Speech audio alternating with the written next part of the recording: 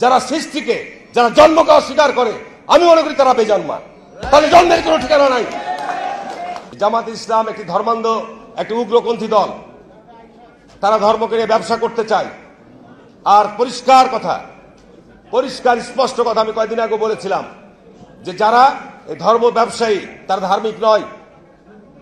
আর ধার্মিক তারাই যারা ধর্মভীরু এবং যারা আল্লাহকে ভয় করে।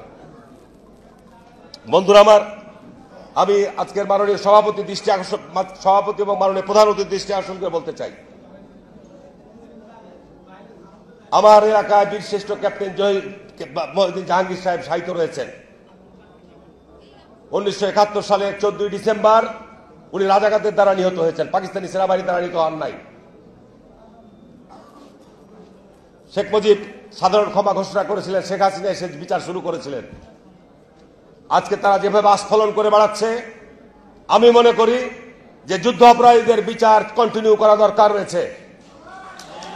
কারণ তারা এই কিছুক্ষণ আগে আমার বক্তা বলে গেলেন যে স্বাধীনতার উষা লগ্নে বহু প্রথিতযশা মুক্তিযোদ্ধাকে তারা নির্মমভাবে হত্যা করেছে, এটা সঠিক। সুতরাং এদেরকে যদি আপনার এই ক্ষমা করে দেওয়া হয়, তাহলে তারা এইভাবে জাতির মধ্যে বিভ্রান্তি, অনৈক্য তৈরি করে, ধর্ম নিয়ে ব্যবসা করে তারা জাতির মধ্যে যে ষড়যন্ত্র চক্রান্ত বীজ বুনতে চায় সেটিকে তারা এগিয়ে নেওয়ার চেষ্টা করবে।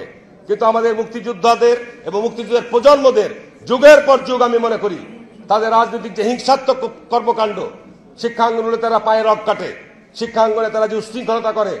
শহীদ রাষ্ট্রপতি জিয়া রহমান একজন বীর মুক্তিযোদ্ধা শুধু নয়, উনি বাংলাদেশের রণাঙ্গনে শুধু একজন যোদ্ধাই নয়, উনি বাংলাদেশকে গড়ে তোলার জন্য যে সংবিধান প্রণয়ন করেছিলেন, সকল রাজনৈতিক মত এবং পথকে উনি সমবেত করার সুযোগ দিয়েছিলেন।